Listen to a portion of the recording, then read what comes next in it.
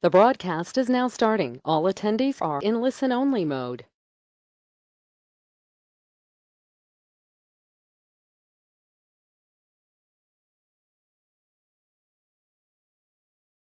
Board. We're very pleased that you're taking the time to attend this webinar today. And this is a joint initiative between the External Reporting Board here in New Zealand and with the Australian Auditing and Assurance Standards Board. I'd like to record my personal thanks to the IAASB for their assistance in this regard. Ladies and gentlemen, this consultation is most important. ISA 315 is the engine room of the Audit Standards Suite. And we are thrilled to have Fiona Campbell available today to lead this webinar. Fiona is well known in Australia and New Zealand, is a member of the International Auditing and Assurance Standards Board, the IAASB, and also chairs the ISA 315 Task Force. So I'm sure you'll agree with me that we could not have a better person to lead this webinar today. So just prior to handing over to Fiona, can I stress the importance of this consultation process on ISA 315 and encourage you all to participate by making a submission.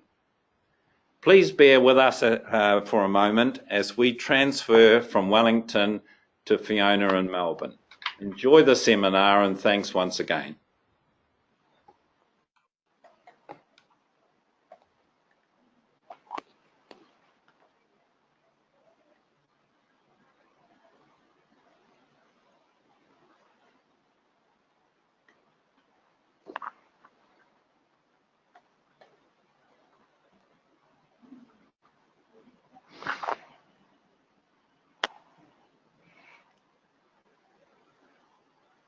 Okay, I think that means everyone can see my screen now. I'm hopeful I've pushed all the right buttons and that the screen is actually showing up so that everyone else can see it, but I'm sure the organisers will send me a quick message if that's not the case. So good morning everybody, and also good afternoon for the rest of you. So I think those in New Zealand, it is already afternoon for you, so you're well ahead of us on the day.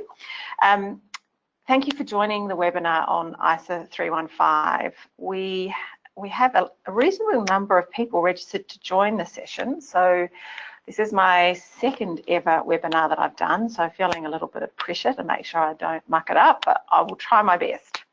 So just to set the scene for this session, the intention was for this to be focused on me sharing some of the background behind a number of the changes which are in ISA 315 that we are proposing. It's also an opportunity for me to discuss briefly the various flowcharts that the task force has prepared, which are prepared to try and help people understand the exposure draft and how ISA 315 hangs together. Because there are a reasonably large number of people on the call, we may not actually get a chance to answer all of the questions you may have just as we work through the slides. However, please ask them anyway. We will try and deal with some of them if we have time towards the end of the call. But the other thing that it will help me with in particular, but also the New Zealand Auditing Standards Board and the Australian Auditing Standards Board, is give them a sense of the sorts of concerns or questions you have. The IAASB, we have scheduled a second webinar on this particular standard in early October, and talking to the organisers for this one for Australia and New Zealand, because let's face it, the time zones for the rest of the world are a little socially unacceptable for those of us in this part of the world. So we've been talking about running a second session as well for the Aussies and the Kiwis. So the questions that you have, if we can't deal with them today, will help with some input into what we would cover in that session, but not least of which will also help me with what I might need to cover with the IAASB session when I get to that.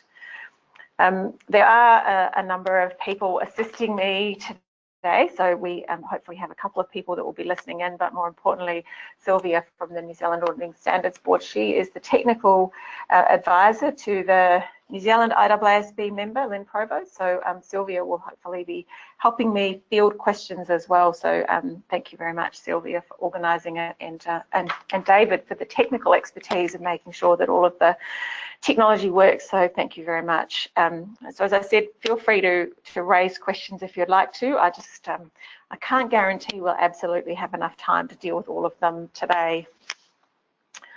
So we're just going to move through a set of slides, and these will be made available to you if you haven't already got them from the IAASB website, because I know they were planning to share them as well. The exposure draft was approved at the June IAASB meeting, including what we call conforming amendments. Now, unfortunately, because ISA 540, that's the new standard which has been issued at that same board meeting on how to audit estimates, that standard was only finalised as a standard at the same meeting. So we struggled to capture all of the conforming amendments to ISA 540. So you will have seen that shortly after this exposure draft was released, we also shared the conforming amendments for ISA 540. So I think they've been out now for 2 weeks and are available on the IAASB website with the rest of the ISA 315 exposure draft materials. So you should have all of the conforming amendments now that 315 result in. There were, as you can imagine, lots of project objectives for this particular standard. As Warren said, this is the engine room. This is the, as I call it, the heart of the audit. If you don't get your risk assessment right, then you pretty much won't get your audit right, or it's doubtful you'll get your audit right. So you can imagine there were a lot of stakeholders who had a view on what sorts of things should be included in our project to try and achieve. These are just a few of the highlights of what we were tasked with trying to achieve. There is a project plan. If anyone struggles with sleeping at night, feel free to download that off the IAAS website, and that can IAASB website. That can give you some insights into all of the things we were tasked with trying to achieve. But certainly, these are some of the key ones. So making sure that we really were focusing on getting the best, most appropriate risk assessment, including a focus on scalability. And I will touch on that a little bit later. But scalability was a really big part of what we were asked to focus on. How do we make sure that the standard is able to be used for the smallest of audits that we all perform right through to the largest, most complex multinational audits? We were also asked to think about this rapidly changing business and technology environment and audit environment that we're all operating within. So I know that data analytics is a bit of a hot topic at the moment, and I'll touch on how we've tried to address that in a few more slides. Also really trying to clarify what is it we expect auditors to get an understanding of when we talk about the system of internal control. How much do we expect you to understand, and then how much do we need you to do, even if you have no intention of testing the controls beyond getting that understanding. And then we were also charged with, thinking about whether there were opportunities to develop some tools or some support materials to try and help with the deployment of this particular standard as well. So no doubt many of you have seen that there are 3 flowcharts which we have released with the exposure draft, and I will talk very briefly to each of those flowcharts. If you are having problems downloading them or printing them off the website, the solution was that you download it first to your laptop and then print it, and it prints no problems. But if you try to print directly from the IAASB website, I believe there were some technical glitches that meant that was quite challenging for some people. So that is a solution if you've been struggling to download those particular flowcharts. So the journey so far, we started back in, well, for me anyway, back in mid-2016, and in September 2016, we had our project proposal approved. So a little over 18 months ago, we had that approved, which has meant it's taken us a little over 18 months to develop this exposure draft to approval stage, which, as I'm told, is one of the fastest they've ever done. So I feel pretty proud of that. And I am very proud of the task force that have supported me in this process. It is a massive standard, and it's a really big job to revise it and get it ready for ED approval so quickly. So very proud of my task force. Our plan is to have the final standard ready for approval at the June June 2019 meeting of our board. So that is a typical time frame of exposure draft, and then 12 months later, hopefully the standard would be approved. Now, timing is really tight. That only gives us 3 of the IAASB board meetings to take all of the feedback we get to this exposure draft, and then work through how we're going to make revisions to it and deal with all of the responses that we have to get it ready for approval for June next year. But I can promise you we are up for the challenge, and that is why we have a slightly shorter response period than I think what everyone would have liked. Certainly, I'm sure nobody on this phone call or this webinar would complain, but there are a lot of Europeans who were a little unhappy that this is their summer holiday time, and how could we possibly ask them to respond in 107 days instead of 110 or 120 days when they're all on holidays. But if we don't get the responses by the 2nd of November, which is our deadline date, then we are really going to struggle to meet the June deadline. What that means is it may not seem like much because it's just, well, we'll delay it 1 meeting. That's only a 3-month delay, but it means it's a full 12 months delay before this would be implemented anywhere around the world. So we're trying really hard to keep to that deadline and make sure that that we get the responses no later than the deadline date, and then making sure we've got time to work through those. So let's get started into what are some of the things that the task force think would be helpful for you all to know. And just to set up front from a context perspective, this standard is really iterative in nature. So unfortunately, standards have to be written in a very linear manner. So you start with requirement number 1, and then requirement number 2, and requirement number 3, and so on. But the reality of how we perform risk assessments and how we do audits is that it's not in a linear fashion. It's a very interconnected and iterative way that we do that. And many firms have different approaches to how we may do that. So so this was not to try and say you have to do it in a linear process. This was really just to, we had to stick to the drafting principles to have it in that format, but we do acknowledge that it's a very iterative nature. One of the things we have also introduced is some introductory paragraphs. We got some feedback from the board reasonably late in the process that this was a really difficult standard to understand. It was really complicated. Risk assessments is complex and it's hard, and not really sure how we should be doing this. The standard might overwhelm people. So we took the opportunity to build in some introductory paragraphs, and I think there are about 6 or 8 of them in there, which is really setting the scene for how do I do a risk assessment. So kind of risk assessment 101 as a setup to explain high level. Obviously there's a lot of requirements that follow it, but it's trying to set up from an introductory paragraph of, you know, how do I do the risk assessment, and just to try and help board members and stakeholders who are struggling with how do I do this. You know, it's really complex. If I need to do a proper risk assessment, how will I do that? And then, as I said, we've developed some flow charts as well. So the first flow chart that I will talk to now does try and draw out that it is a very iterative nature. So you're not expected to be able to read what's on the screen. You'll probably go blind, but certainly I have a printed version in front of me, which is A3, and that seems to be the perfect size for me because I'm getting a little bit older and a little bit blind. But this flow chart is really trying to show as a snapshot, high level, how does 315 hang together. It's trying to show the requirements in particular and how they hang together or flow in the standard. There's a connection point to some of the other, or the other flow charts that follow. So on the screen you can see there's like an orange, I'll call it a stop sign. That's probably the closest shape that it is. And that's a connection point to a second flow chart, which is helping people understand a bit of the detail around the requirements for getting the understanding of the entity's system of internal control. So that's the orange stop sign. That's to show the connection point to another flow chart, which I will talk about. So if you start at the top, and as I said, this is very iterative. So if you start at the top and you're working your way down, just because you've done the requirement in a particular box doesn't mean you then necessarily keep flowing down in a linear fashion. You may find that it's quite circular, and you will also see that some of our arrows take you back up, and that's really to demonstrate the iterative nature. So you start off by getting your understanding of the entity, its environment, the applicable financial reporting framework, and the entity's system of internal control. And that's really helping you start to identify some of your risks of material misstatement.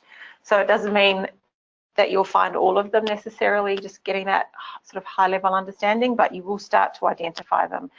And there are two types of risks of material misstatement that you'd be identifying. You may be identifying some at the financial statement level, which is on the left-hand side of the flowchart.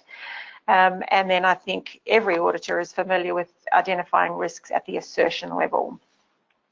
And then once you've done that, you start to work out, based on this, initial, I've got some risks of material misstatement, some are at financial statement level, some are at the assertion level. I now start to think about what are some of the significant classes of transactions, account balances and disclosures. So you'll see we've got a 6-letter acronym there, CODA-B, because I got sick of writing out classes of transactions, account balances and disclosures. So you're starting to work out what are the balances I care about, or what are the disclosures that I care about that I think have some risks. Then you assess your inherent risk, and you also assess your control risk. So you're starting to think about, do I intend to test the controls beyond just getting my understanding from a design and implementation perspective.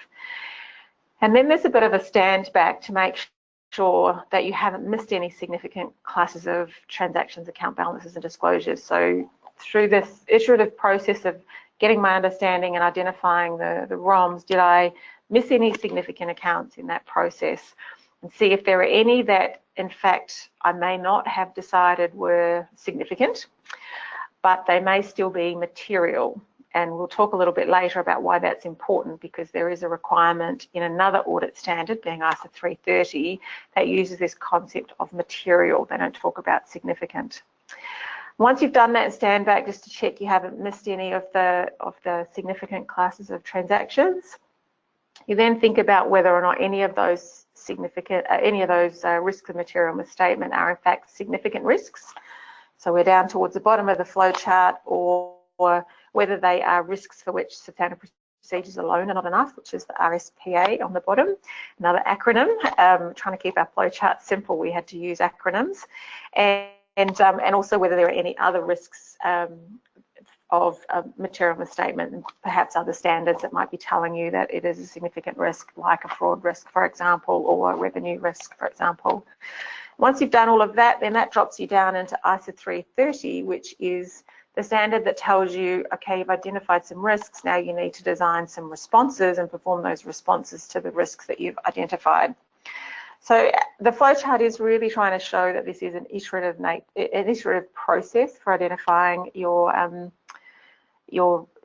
risks and performing your risk assessment. And at all times, you're applying your professional judgment. So you'll see that across the top, professional judgment and professional skepticism, as well as thinking about how I might document this in accordance with ISA 315, but as well as the other standard specifically on documentation, which is ISA 230.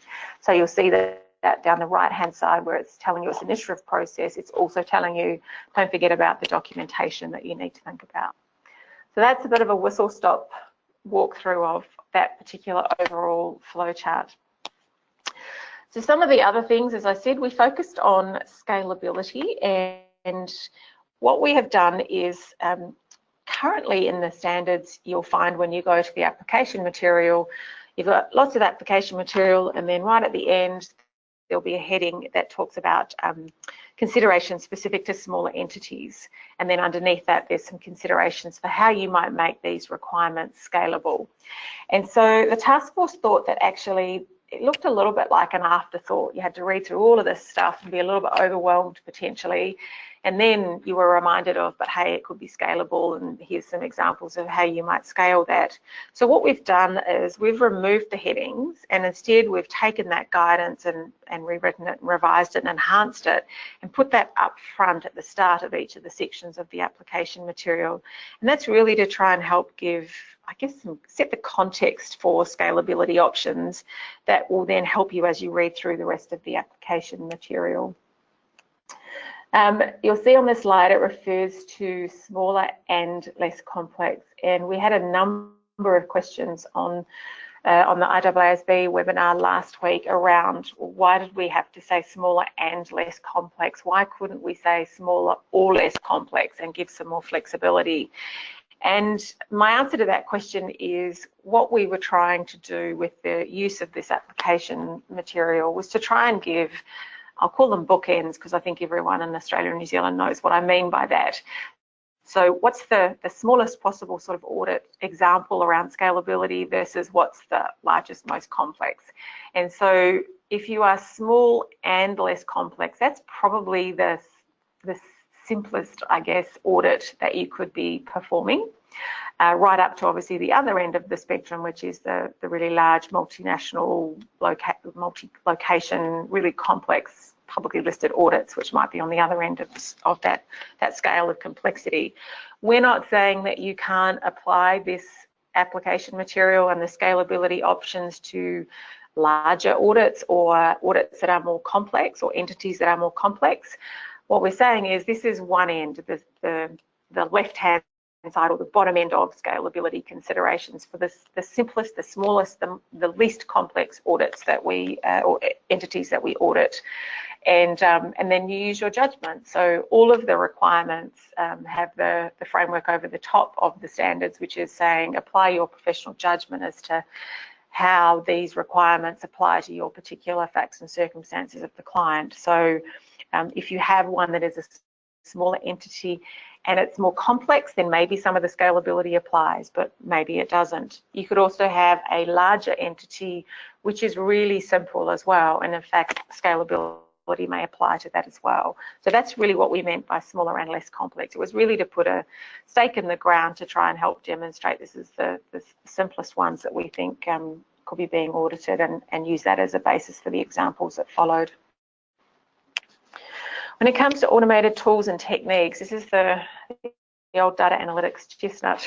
There's been a lot of feedback from stakeholders that data analytics is something that the IAASB should be considering, and all of the various groups that are working on revising standards have the task of thinking about technology and how to try and enable it more in the standards that we have. So what we've done in our standard is, and I think this is probably the standard that most people say, yep, when I'm doing my risk assessment, it makes sense to use larger populations of data and view them in different ways using maybe as simple as an Excel spreadsheet, but maybe some more complex technology as well, to try and look for where things might be going wrong or where there might be some risks. So this is probably the perfect standard for us to really think about data analytics.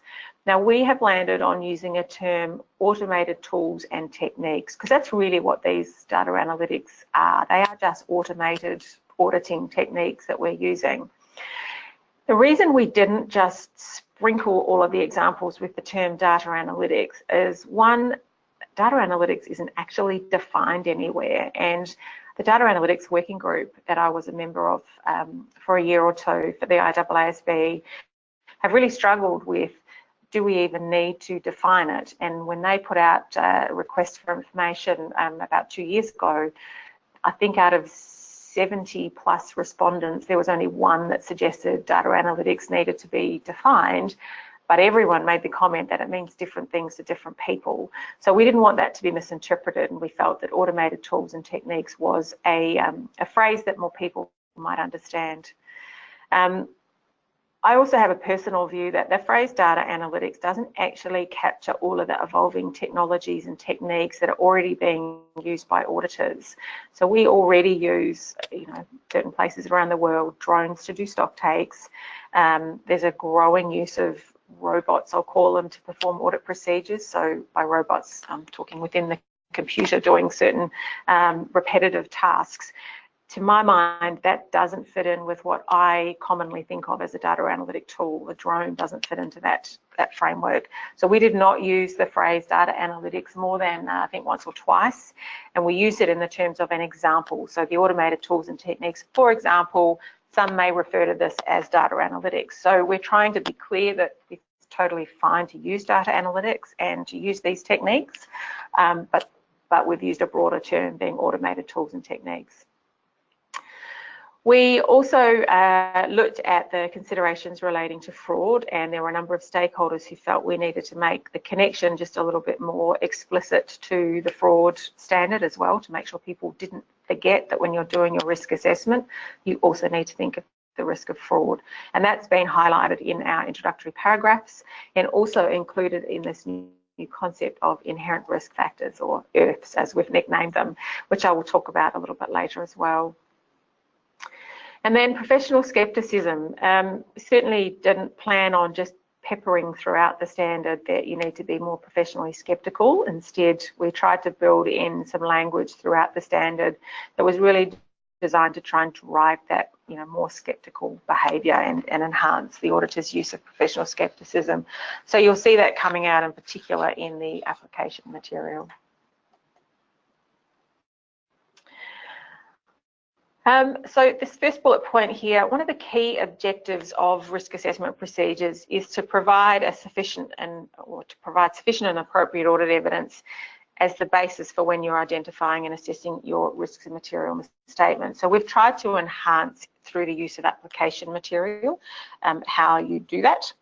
We've also enhanced in this understanding of the entity and the environment. So when you're kind of getting your bigger picture view of the organisation you're auditing, there's a little more focus on your understanding of the business model and in particular the use of IT.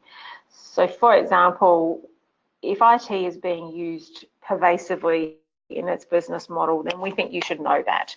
So if you are auditing an Amazon or an eBay where technology is critical to the entity that you're auditing, that would be worth knowing.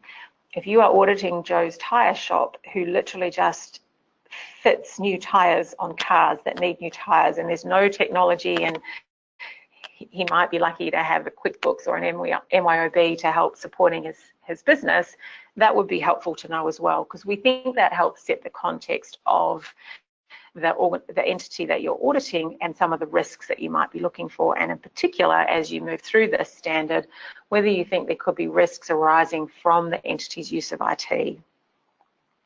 We also have connected this understanding that you get of the entity and the environment with this concept of the inherent risk factors. So as you're starting to think about the organisation, you're starting to think about these IRFs. What is it about the business that might be driving complexity, for example? So starting to think about the IRFs at that level. We've also explicitly included a requirement to get this understanding in the context of the applicable financial reporting framework. And I don't actually think this is a new, I say, burden in inverted commas. I think most auditors use the financial statements or their trial balance or general ledger as a way to think about where the risks might be coming from. I know certainly for me, if I'm, at a new client for the first time, I will pick up their results or their trial balance and run my finger down, and I can pretty much identify where I think some of the things are that might go wrong or that I might need to know a little bit more about, or where some of the risks might be. So I don't actually think that that will be overly burdensome for people, because I think we already do that. So now I have another picture, and this was something that we used for a number of the board meetings as a different way of helping people understand how the inherent risk assessment process in particular works. And this is what I've nicknamed the inherent risk assessment funnel. So obviously it's supposed to look like a funnel. It's really just another graphic. It's not supposed to replace the flow chart. It's really just another way for those of you who are visual learners to understand how 315 chunks all the way down from starting at the top, getting your understanding of the entity, its environment, and the applicable financial reporting framework, all the way down to, hopefully, as you work your way down through the layers of 315, at the bottom, the significant risks should pop out. So you should have identified those, and you should have also identified your significant classes of transactions, account balances, and disclosures. As I'm sure any of you who've read the exposure draft have noticed, the definition of risks has changed as well, and I will talk about that a little bit later, but we've tried to make it, instead of being the significant risks are the things you have to respond to in a special way, which is currently how it's drafted. We've tried to focus it more on, it's kind of close to the upper end of this spectrum of inherent risk, which is a new concept we've built into the standard. And I think everyone understands that inherent risk can be sitting in a whole range of places. You can have some that are really low inherent risks. You can have some that are really scary and up the other end, and you have some that might be in the, so there's a whole spectrum of inherent risk. And what we're really trying to say is, when you're thinking about that spectrum of inherent risk, the significant risks tend to be the ones, and you can't see me, I've got my hand up and I'm pointing to the right-hand side, but to the upper end, closer to the upper end of that spectrum. And that's because of the likelihood or the magnitude of one of these inherent risk factors happening, or because one of the other ICEs tells you it's a significant risk. But we will talk about that a little bit more when we get to slide 15. So when we think about getting your understanding of the entity's system of internal control, we have kept the 5 components of internal control. So they are aligned with COSO, and they haven't changed. You'll be familiar with those, I'm sure. But we have got some new definitions. So a number of these were lifted out of the glossary, so they were already definitions. But what we also did was we modernized them. So, so we have new definitions, or more modern definitions for application controls, general IT controls, and the IT environment, as well as access controls.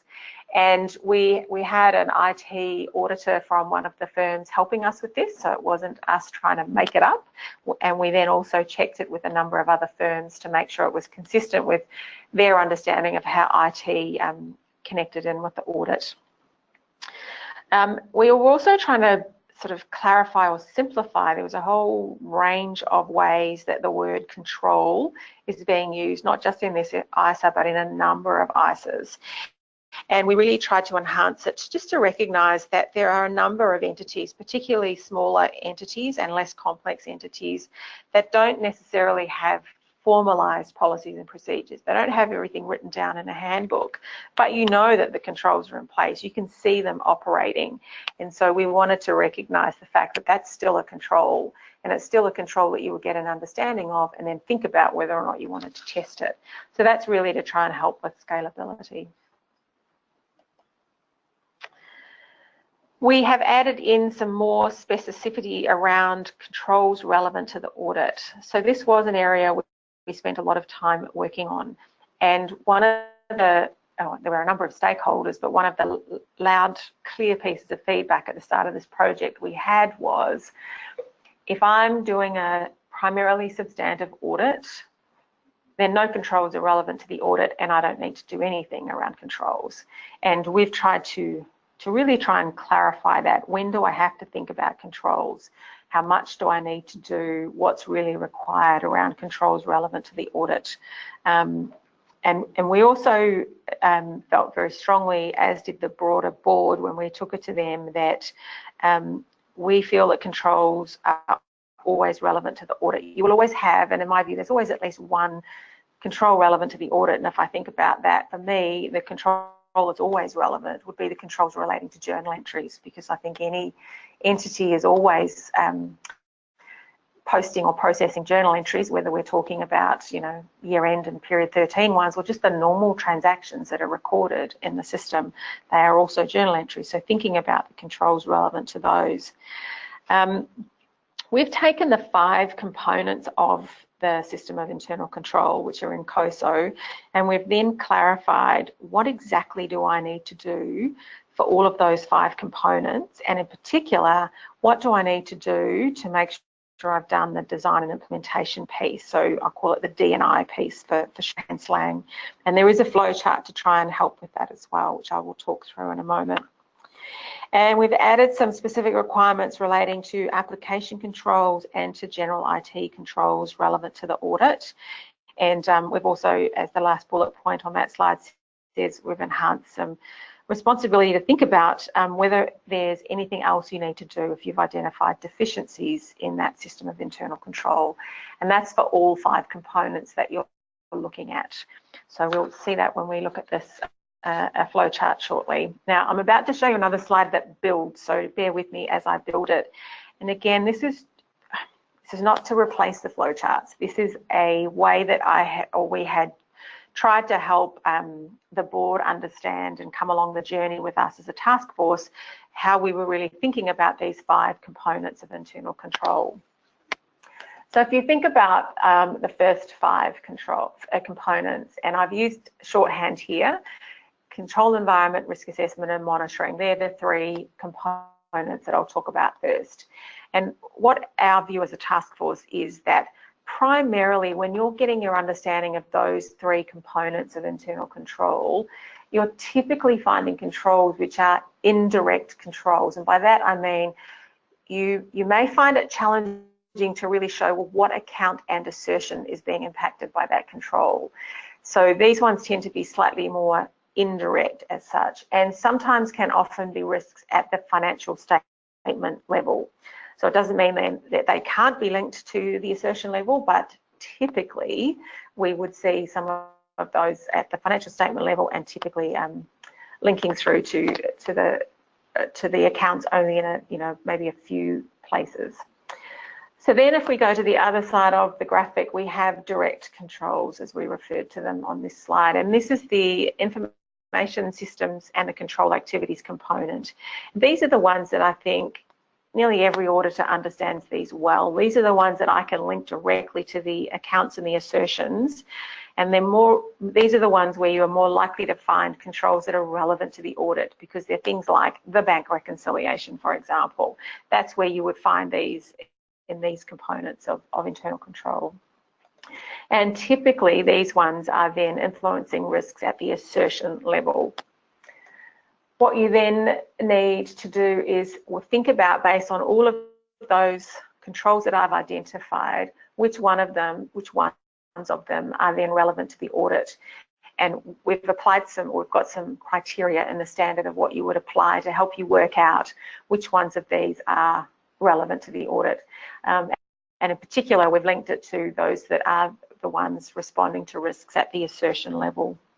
So once you've done that, you then start to think about, well, what about my general IT controls relevant to the audit? How do I work out when these ones might be relevant to the audit? And that's about thinking about, well, what IT applications are there, and are there therefore program change and access controls that might therefore be important for me to understand. Once you've done all of that and you've identified all of those controls relevant to the audit, then you perform your what we call D&I on the controls identified. So that's thinking about, have the controls been designed and then implemented properly.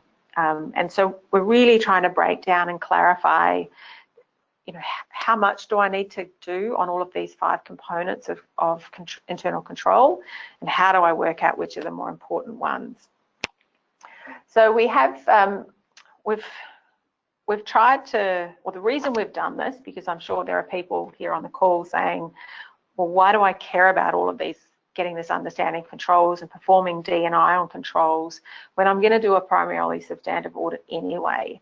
And our view as a task force, and the board was very supportive of this view also, is the reason it's important to understand this and then get D&I on this is because it helps you design a much more effective response to the risk when you get to ISA 330. So based on what you know about these controls that are relevant to the audit, you can then design exactly what your substantive procedures are going to be. So this is the second flow chart, which was the orange stop sign linkage from our overall flow chart. And this flow chart is the one that steps you through each of those 5 components of internal control that I talked about on the previous slide. And it's really trying to set out in simple terms, what understanding do I have to get, what evaluation do I have to do, and then what do I do with the outputs of all of this understanding of the system of internal control that I've got. So you'll see on the left-hand side, there's kind of headings as you work your way down. So at the top of the page, you've got your 5 components of internal control.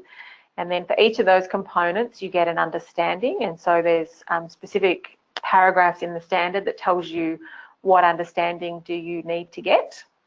And then for the control environment and the entity's risk assessment process, you need to think about whether or not, evaluate whether or not that's an appropriate foundation, for example, for a control environment. And then they've got an appropriate risk assessment, a process around that as well. And then you evaluate through design and implementation as appropriate. And then at the very bottom, it talks about, how do I, with the outputs of all of this, what do I do with all of the outputs of that? including deficiencies that you may have identified. So I think most auditors probably spend the majority of their time when they're thinking about controls, they're probably thinking more about the direct control, so across to the right-hand side of this flowchart, which is the two components at the top being the information systems communication and the control activities. And look, we're not particularly precious about which box you fall into. Am I getting an understanding of the system, or am I actually getting an understanding of the control activities? I don't really care which one it falls into, as long as you're getting the understanding and you're identifying the ones that are important to the audit. And then think about the IT applications that are driving some of those activities, and then for those applications, think about the risks that might be arising from those applications and whether there's any general IT controls to help you with that. And then you can see that clearly drops down into the D&I for those controls. So that's really just, I guess, an explosion of those 5 components to try and help you identify what do I actually need to do. And then, as I said earlier, that then helps you with responding to them. So how do I actually respond to the risks that have come out of those 5 components? We did realise that the current 315 standard is really, really, really old when it talks about technology. So I think it still talks about CATs or something, which were around 30 years ago when I started auditing. So we really tried to enhance that whole understanding of the IT environment, but we understand that IT can be really difficult for auditors to understand, and we certainly don't believe that this understanding necessarily needs to be outsourced to IT specialists, and certainly not in smaller and less complex entities that are being audited. So we came up with our third flowchart, which is really trying to show how all of the pieces come together on one page, all the things you need to think about when it comes to the IT environment at your client that you are auditing. So we're trying to show how your understanding of how IT is used in the business, how the environment, so your hardware, your software, the personnel, the processes they put in place, how all of that helps you identify risks arising from IT, helps you identify, well, what are the applications that are relevant to the audit, which ones do I care about, and then are there general IT controls relevant to the audit over the top of that. And then with the output of all of these steps, again, what that helps you with is at the bottom. So that output is helping you with identifying your ROMs at the assertion level, helps you maybe work out whether or not you plan to test any of these controls, and then clearly that feeds into your response to the various risks, which is ISA 330. For those of you getting bored, we are well over halfway. We would be 2/3 of the way through the slides. I've only got 5 or 6 more to go. So this slide here is showing, again, some more definitions that we have either revised or created new ones for. So one of the new ones is the IRFs, or the inherent risk factors. And they include, as you can see on the right-hand side, complexity, subjectivity, uncertainty, change, and susceptibility to misstatement due to management bias or fraud. So because ISA 315 is, I refer to it a little bit as an umbrella standard, a lot of the other ISAs sit underneath it. So when you're performing a risk assessment and thinking about where things can go wrong and what are the risks of material misstatement, you then might be thinking about, well, some of those are estimate balances. So you go to another standard called ISA 540. What we have done is work in parallel with the ISA 540 team who were rewriting that standard, and theirs is now issued and out there as a standard, to make sure that these inherent risk factors and this concept was borne out in their standard as well. So we have made sure that our 5 IRFs are consistent with their subset of IRFs. So when you're auditing estimates, they have a view that complexity, subjectivity, and uncertainty are key drivers of risk from an estimate balance perspective. So we've made sure we're consistent. And the other thing we're consistent with is the PCAOB have proposed in their exposure draft for auditing estimates what they call risk factors, and we've made sure that they're consistent with those as well. So they might have used some slightly different words, but essentially we've tried to be consistent as possible because that makes it easier for doing audits that are sort of multi-location and cross borders.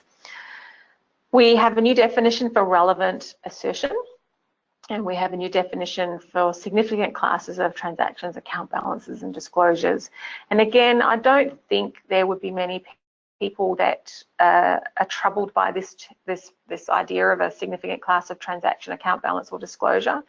You may call it something different, and I know methodologies for different firms do call it something different, but most firm methodologies have some kind of filter of how do I work out about the stuff I care about. So size is one filter perhaps, but what are the other lenses that I might use to work out which ones I care about?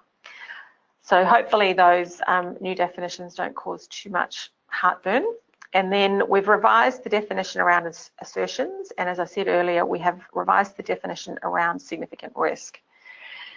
The two other points on this slide, I'll cover the first one, which is this separate assessment of inherent risk and control risk. What we were finding is under the current ISAs, you can either perform a separate assessment of inherent risk and control risk, or you can have a combined one. And we spend a lot of time in outreach talking to people of what do they mean by combined? Does anyone ever truly mean combined? And what we found people were doing, auditors were doing, was they were doing a combined risk assessment, but effectively taking credit for controls when they hadn't actually tested those controls. So the board decided that they would require a separate assessment of inherent risk and control risk. And that's to really make it clear that control risk is going to stay at the highest level it can be, so at the maximum level, unless you test the operating effectiveness of control. So you need to go beyond D&I of controls to be able to reduce that. For the concept of this spectrum of inherent risk, which I've talked on already, it's not really a new concept. I think it is a concept that all auditors are familiar with. It just never had a label or a name. We've now given it one called this spectrum of inherent risk. So that's really this page here is to really try and just give a snapshot again of some of the changes that you'll see when you're reading through the standard. So let's talk about significant risk. And the significant risk definition is on there, and you'll see that I've underlined and bolded the word or. And there's a reason for that. That word or is intentionally used, it's not a typo. So it was a number of very healthy debates, I'll call them debates, discussions, heated discussions in some cases about really what is a significant risk. And if you look at that little diagram with stars on it, I think most auditors and most firm methodologies would identify probably those three little stars on the upper right-hand corner of that graphic. So where they're the ones with the highest likelihood for a material misstatement to occur, and they've got the highest magnitude. If they did actually occur, they would have the highest magnitude as well. Now, what board members felt was that it's not just about magnitude and likelihood and where those two interconnect, but there were a number who felt very strongly that if there was a risk with a really high magnitude, so it could really impact you, but it had maybe a lower likelihood of misstatement, that it should still be captured as a significant risk and responded to in the same way as one with just a higher likelihood. Now, I am expecting a lot of feedback on this in the exposure draft responses. I'm not trying to lead the witness and tell you what to put in your responses, but I did just want it to be clear that that word or was specifically intended and wasn't a typo. And I expect you'll all respond in your response letters as to what you think about that and whether or not that is broadening the definition of significant risk too much. One of the things we were trying to remove, though, was the circular definition that is in the extant standards. And that definition is really focusing on the response to the significant risk, instead of what is it that's making that or driving that to be what I nicknamed as scary risk, which are the significant risks, but obviously I wasn't allowed to define them as scary risks in the standard. So it's really thinking about what's driving that. Is it complexity? Is it subjectivity? Is it because there's just constant changes? Maybe it is size as well. So thinking about what it is, what are those risk factors or inherent risk factors that are affecting the likelihood or the magnitude of this occurring. So that's significant risk. As I said, I'm expecting lots of reactions to that. One of the other things that a number of board members struggled with was, because we now have a requirement to separately assess inherent risk and assess control risk, how do I do that? And this isn't a flow chart, but it is an aid that I created very late one night, trying to help board members understand what we meant by this. So let's focus on the left-hand side first, the inherent risk side. The first thing you're starting to do is identify your risk and material misstatement at the assertion level. This is where you're, and I've got there in that blue circle, you're making an educated guess, trying to identify what are all the inherent risks here, what are all the significant accounts that I care about, the relevant assertions. That's all around inherent risk. So I'm identifying my inherent risk, and then I'm assessing my inherent risk, and that is where I'm using these inherent risk factors, and I'm trying to work out the likelihood and magnitude. So where on the spectrum does this inherent risk fall? So that's my identify the inherent risk and then assess the inherent risk. If we think about control risk, you can't actually identify control risk. You can identify controls relevant to the audit that address the risk. So we were trying to be clear, because I think the language, when you just read it cold in the standard, can be a little confusing. Of, well, if I identify inherent risk and then I assess it, why don't I also identify control risk and then assess it? Why are there not carbon copy requirements that mirror each other? And the reason there isn't is because you don't identify control risk, if that makes sense. What you do is you identify your controls, and then you evaluate the design and implementation of them, and then in the second box underneath that, you assess that control risk. And what you're doing here is, again, you're making a bit of an educated guess, because you haven't gone and tested these controls. You've just got your understanding and done some D&I on it, and you're trying to make a bit of an educated guess. Do I want to leave control risk at maximum because it's not efficient for me to test them, or I know they're probably not fantastic and probably not going to be operating effectively? Or do I want to actually test the operating effectiveness of the controls, so test beyond D&I, and therefore have control risk at something less than maximum? And again, it's an educated guess. You haven't gone and done the controls testing yet. You're just trying to work out, based on your understanding and knowledge, and maybe prior year knowledge as well, you know, what might control risk look like? And then based on those two pieces of control risk, you assess the risk and material misstatement at the assertion level, which is your inherent risk times control risk. And I'm sure all of you are familiar with the definition of audit risk being inherent risk times control risk times detection risk. So that was really just to try and help people understand, with this requirement now to separately assess inherent risk and control risk, how do I actually do that? So what else is new or revised? There is a new standback requirement, and this is really double checking that you've identified all of the significant accounts, classes of transactions, and disclosures. Because what happens is, when you get to ISA 330, which is the standard around responses, there's a paragraph 18, and that paragraph was put into our project proposal to try and fix, in inverted commas. Basically what it is saying, and I'm totally paraphrasing here, is that irrespective of the risk assessment that you've done in 315, if it's material, you've got to design some substantive tests to respond to it. Now, most of you, if not all of you, are probably aware that the concept material or materiality, that's at a financial statement level. Unfortunately, ISA 330 is using it in a very different context, we feel, because it's talking about at the assertion level and at the account level, and material doesn't really fit there. So we've modified 330.18 again to try and fix this a little bit in a cute way, I guess, without totally rewriting 330, because that's not in scope of this project.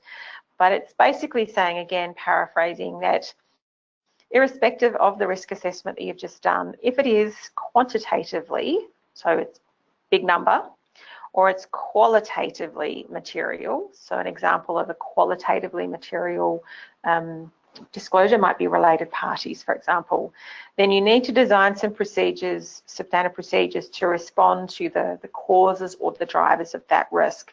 Because what we were finding was auditors would get to the 330 standard and say, right, I've done all of this testing, oh goodness, I've got a really big account balance. So an example I would use is property. It could be really large, but such a low risk because it doesn't change in value. It sits on the balance sheet, doesn't move. You're not buying and selling property, but it's a big number. So you may not have said it was a significant account when you were doing 315. Then you get to 330 and it's a material number and you need to do something on it.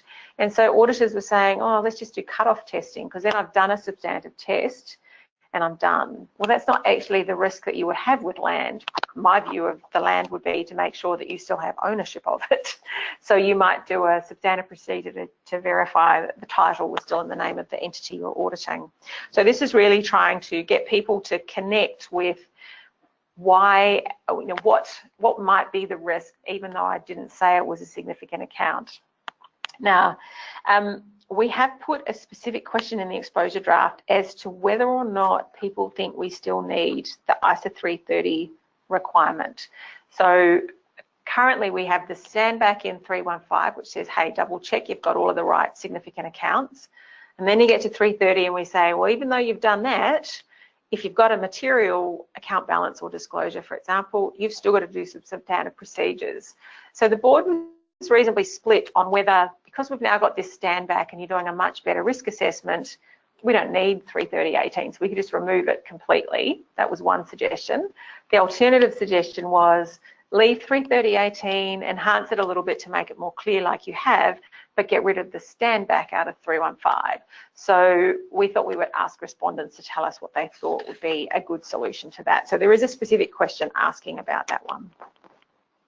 Then we get to documentation. Here we've got some more specificity around controls relevant to the audit and what has to be documented now in that.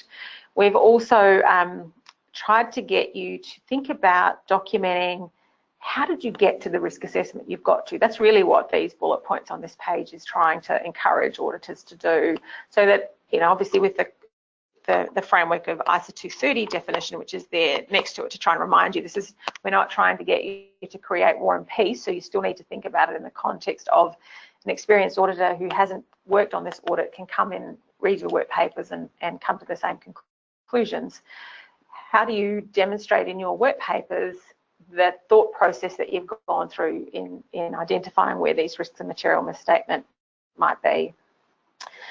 Even though we haven't made many changes to the documentation requirements in 315, so you just see there's some minor editorials to the language, we do have a view that because there's a number of changes made to the requirements in ISA 315, it's likely to drive more things that will need to be specifically documented because of this ISA 230 overarching documentation standard now. So the way forward, as I said earlier, our comment period closes on the 2nd of November. 2nd of November sounds like a really odd date. I was aiming for the 31st of October, but that made it, I think, 105 days or 107 days, and it was a Wednesday. So people said give everyone until the Friday, which is the 2nd of November. So please don't be late with responses if you are intending to respond. The 2nd of November is the absolute latest that we can receive those comments for all the reasons I explained at the start of the call. The anticipated approval of the final standard will be in June 2019, and then the expected implementation date or planned effective date will be for audits beginning on or after December the 15th, 2020. One of the other reasons that we don't want this to be delayed as well is there are a number of jurisdictions, particularly smaller jurisdictions, some of the African countries, some of the Asian countries who have to translate these standards, who are thinking that perhaps they will implement or require the adoption of ISA 540, which has just been approved at the same time as 315. So they would potentially delay the 540 implementation for another period just to match up with the 315 period, because the implementation date for 540 is on or after December 15, 2019. So there's only a year between us, and because they're both reasonably large standards, there are some jurisdictions that are wanting to implement them together. So I don't think any of the large countries are planning on doing that, or certainly any that audit, you know, the big banks or financial institutions, because 540 is critical for them. But we want to make sure that it's another reason we really don't want to let this slip. We are also considering whether or not there's additional implementation guidance that people would find helpful. So we've already had some initial feedback from a number of stakeholders that the flowcharts have been really helpful and some of the other graphics. You know, are there other things that might be helpful for people to try and help understand this standard and to adopt it? So for Australia and New Zealand, the next steps, I guess, are for those of you who are insomniacs and would like to dial in and listen to the next webinar for the IAASB that I'll be doing. It's on October the 3rd, which will start at 9 o'clock at night for us in Australia and 11 o'clock at night for those of you in New Zealand. So I'm pretty confident there's not that many insomniacs on the call. So instead, I've been talking with obviously New Zealand and Aussie organisers about running a similar second session for everybody who's on this call as well. So that, I mean, I'd love you to join me on the IAASB one, but I totally understand if sleep is more important. And we will try and, that one will be recorded if we, for whatever reason, don't end up doing one for Australia and New Zealand, but the plan is certainly to do one for Australia and New Zealand, and we'll send those details around. It will hopefully be a little more interactive, a little bit more of a Q&A style. I know it's been an awfully long time just talking at you for the last hour, so I apologise for that.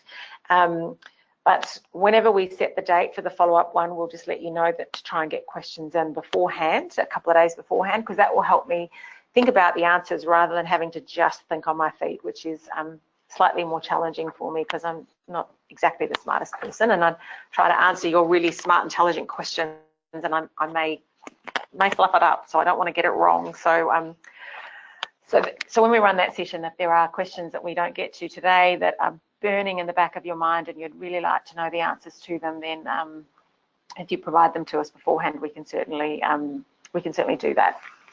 So on that, I have not been watching to see what questions, if any, have been raised as we've been working through the slides, and maybe there's none or maybe there's thousands, I'm not quite sure.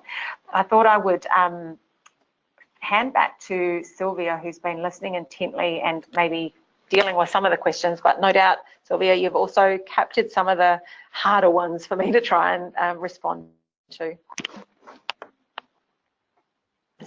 Hi, thank you all and good afternoon. And thank you very much, Fiona, for that really good overview of ISO 315. I'm sure we all know exactly how to apply the standard now. There hasn't been many questions. There's two here that I will throw back at you that people may want to, more than one person may want to know the answer to. Mm-hmm. The first question is to do with, is it correct to say that at a minimum, we are required to evaluate the D&I of controls over journal entries and controls over information systems relevant to financial reporting? And the second question, yes, is a short answer to that question, but yes, and I have a view, and I think the extant standard has made it reasonably clear there is a requirement to specifically understand the controls related to journal entries.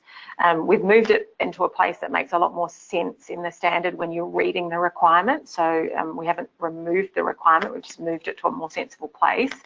But when you have to get that understanding and the D&I of those, then that's a control relevant to the audit. So there's always going to be some controls relevant to the audit. From an IT perspective, it really comes down to whether there are risks arising from that IT. So I think we're really trying to recognise the fact that auditing around the black box is becoming harder and harder and potentially impossible. And I had a session with the SMPC committee, so they're called the Rapid Response SMPC committee, I think they are. So the small to medium practitioner representatives globally. We had a meeting, they had a meeting, and I hijacked it for a few hours and asked them what their views were, and they felt that even in the smallest audits, you needed to understand enough about the IT to work out how you were going to audit it. And in some cases, that would mean you didn't have to do much. And we've tried to build into the application material, from a scalability perspective, this concept of I think we refer to it anecdotally as off the shelf, but in the standard we have slightly different language to how we talk about it. But it's essentially saying if your client is using an IT package, let's say MYOB for example, and they can't change the programming logic of it, then you don't have that risk around program changes. So the only risk you might have is around access, so who's actually accessing the system or MYOB to actually perform the procedures. So, and I think for those of you who've ever downloaded software onto your computer, there's a little executable file that gets put on your computer, so a little .exe. So if you can't change what's in that .exe file, and for MYOB, for example, you can't typically, then you don't have to worry about program changes because it's an off-the-shelf package that can't be changed by your client. But what you should be thinking about is the remaining risk, which relates to who's accessing and who has the ability to change journals, for example, or override from a management override perspective. So it's not a blanket yes, no matter what. You always have to think about IT and controls relevant to the audit from an IT perspective. You need to still think about it in the context of your client, but certainly at a minimum you need to do D&I around the controls for journal entries and then any risks coming out of IT. So that was the first question. I think you started and I cut you off. Sorry, Sylvia, you had a second question as well. That's fine. Thank you, Fiona. And the other question is the standback in ISA 330, paragraph 18, at the assertion level or the financial statement level? So the standback is actually in 315. So you'll find it towards the end of the requirements in 315. So before the very last requirement's always around documentation. So it's before that where you're thinking about the standback. And what you're standing back and thinking about is, are there any other risks of material misstatement that I may have missed that mean I've got the wrong significant accounts? And so how you do that will depend on your methodologies and how you intuitively want to do it. I personally, when I think about, well, have I got all the right significant accounts, what I would be thinking about is risks at the assertion level that I haven't been able to map or match to a particular account assertion or account balance disclosure or transactions in the P&L, for example. So if I've got lots of those sorts of risks and I haven't associated them or linked them to a particular significant balance, then I've probably missed it. I've probably missed one. The reality is most auditors know intuitively what are the important ones they care about, and therefore which ones am I going to perform my risk assessments at the assertion level on. The standback is really just to double check that you've got them all before you go to 330.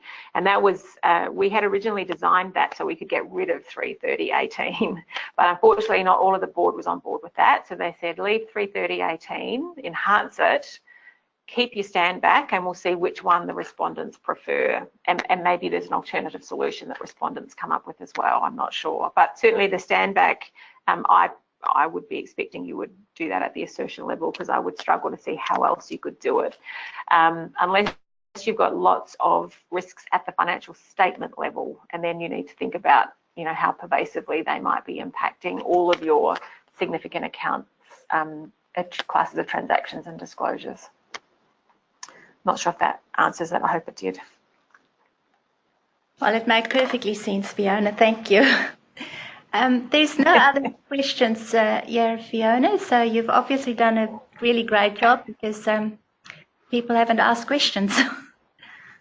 I've either done a really great job or I have confused people or I've put them to sleep, one of the three. Hopefully not the last two. But as I said, it'd be great if you wanted to join the IAASB webinar again in October. I think it's the 3rd of October, and we will try and organise another one. Sylvia, I'm sure we'll be able to find a date that will work for people, so that we can try and respond to some of the more detailed questions. Once people have had a chance to really look at the standard and reflect on it a little bit more and get into the detail and maybe pull apart my flowcharts and critique them a little bit and ask, why did we decide certain things that we've decided? I think that would be helpful for you in the drafting of the various responses. And then I think also both the Australian Auditing Standards Board have just released their dates, and Kiwis, I think you were first off the rank to get your dates out for feedback sessions and outreach that you're doing to get specific responses to reactions to what people think about these standards as well. So I will try and make some of those, so it'll be good for people who've listened today. If they have feedback, feel free to tell me in person if you see me at any of those events. But it is another opportunity for you to learn a little more and ask some more questions as well. So on that, I will hand back to you, Sylvia / David, to close the call, I guess, and then I'll talk to you all again soon. Well, again, a very big thank you, Fiona, for taking this time to do this for us, so that we didn't have to get up at either 11 o'clock or 9 o'clock at night to listen to ISA 315, which I'm sure would have been an extremely hard thing for all of us to have to do. So thank you very much. And we really look forward to having you at the roundtables. I know that you will be going to a number in Australia, and that you will be coming to the roundtable here in Auckland. So we really look forward to that, and thank you. And I really want to encourage people, please come along to the roundtables, come and listen, come and give us your input, because this is your standard. You're the ones who are going to have to be able to bring this into practice. So we want to make sure that it works for you. So thank you very much, and enjoy the rest of your day.